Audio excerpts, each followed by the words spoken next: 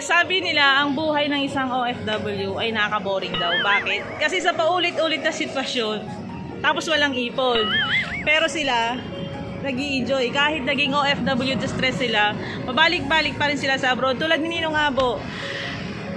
Si Ninong, naging distress ko to. So, pabalik siya ngayon ng Riyadh. Hindi tayo pinalad sa una. Oh.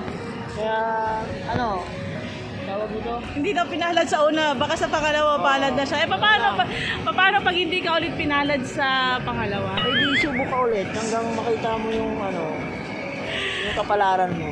So ayun guys, update lamang tayo ng requirements pabalik po ng Saudi Arabia. Syempre kailangan po natin ng passport, exit visa or entry visa, e-travel O i-travel. registration, departure, plane ticket. So yun lamang po, hindi na kailangan ng vaccine or swab test, hindi na po kailangan. Pero pag bagong alis ka ng Pilipinas, depende sa agency mo kung ipapaswab test ka or hinahanap I-travel lang. yung Basta may i-travel. vaccine certificate mo. O e-travel lang daw. Tapos yung OEC. Sa OFW pass po, huwag kayong may stress. Kasi wala pa. OEC pa ang ginagamit po ngayon. So ito si Ninong Abo, flight niya ng 3 p.m. So nandito po kami sa NAIA Terminal 1. Ihahatid po natin siya. So di ba, nagbigay na tayo ng plane ticket para sa Manila. Tapos ihahatid pa natin siya sa airport. Pinakain pa natin siya sa Jollibee. Nakain pa ako. Sa Jollibee daw pinakain. Nakababa mo ako eh. Ano naman masasabi mo yun? Dito ka, ano masasabi mo? No? Thank you. Hindi mo pwedeng i-shoutout yung asawa mo? Shoutout nga pala sa asawa ko dyan. Hindi mo ba namimiss? Siyempre, namimiss. Eh! Asawa ko yun. Nung ha?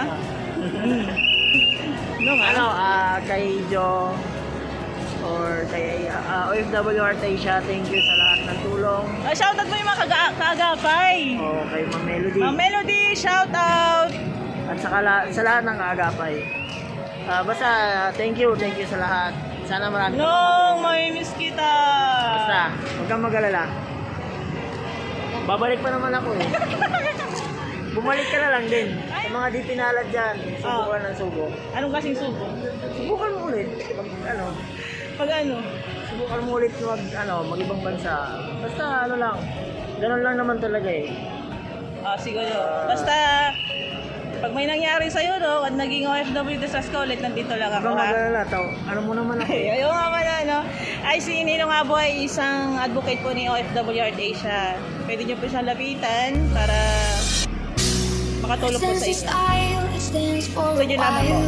Heaven can wait, we're only watching the skies, hoping for the best but expecting the worst. Are you gonna drop the bomb on us? Let us die young or let us live forever. We don't have Kung mas maraming dumarating, mas maraming umaalis, no? Sabik umalis.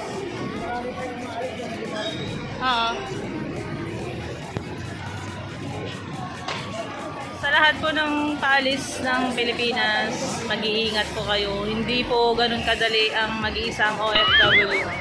Kung kailangan nyo ng tulong, nandito si Abo. Nandito si Abo Alonto, isang OFW advocate. At saka nandito po si OFW Heart Asia. At saka marami po pong iba. So, kung mas marami yung dumarating, mas marami yung umaalis. Nakita nyo naman po, kahit anong araw, punong-puno po dito sa NAIA Terminal 1. Parang laging piyesta. Inatid po namin si Ninong Abo. Isa siyang naging OFW distress, pero sabi nga niya, huwag mawala ng pag-asa. Sinusubukan niya ulit yung pangalawang pagkakataon, baka makahanap na siya ng matinong at mapagbigay na amo, hindi na kuripot. Ang nakakatawa doon guys, isa lang ang pantalon niyang Nasaan na siya? Yung isa lang yung pantalon niyang magpa-flight. Yung isa lang yung pantalon niya magpa-flight. Maraming short. Kaya yung gusto mag-donate po ng pantalon, sa Riyadh po si Ninong Abo, baka pwede niyang bigyan ng pantalon. Marami akong short, pero wala akong pantalon. Ay, bawal mag-short doon! Bawal mag-short. Hindi, may uniform naman daw ako. Si Kuyang Arman, baka pwede mong bigyan ng, ng donations ng pantalon si Ninong Abo. Wala siyang pantalon, papunta dyan sa Riyadh. So hindi na kami nakabili kasi last minute na, baka mahuli siya ng flight. Diyos ko po. Excited mag-abroad. Isang linggo gusto nang umuwi. Ay, nako. Sabi niya, Ma'am Jo, pa-rescue. Ginugutom ako ng amo ko. Ay, nako. Ang init. No, anong masasabi mo sa employers mo dati? Gusto mo bang ipa-blacklist? Sa bago niya. Hindi nga, gusto mo bang i-reklamo? Ba't di ka nagreklamo? Hindi, okay naman. Okay naman yung amo ko lalaki. Okay naman. Ah. Mabait naman yung amo ko lalaki. Kaso, yun. Pinopak na rin. Alam mo ang problema nung sa'yo? Alam mo kung bakit? Makakalimutan ka eh. Hindi ah. Kung saan mo nilagay yung, yung susi, nakakalimutan mo agad.